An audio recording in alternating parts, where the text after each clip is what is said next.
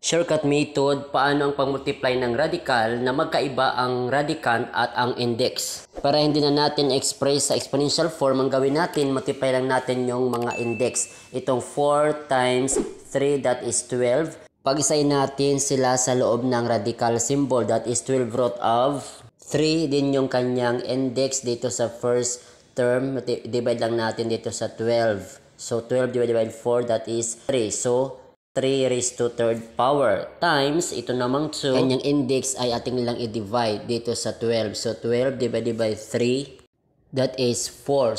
So 2 raised to fourth power. Then simplify natin itong radicand na may mga exponent. 3 raised to third power, ito ay 27 times 2 raised to fourth power, that is 16. Then multiply natin, that is 27 times 16, that is 432. So ang final answer, 12 root of 432.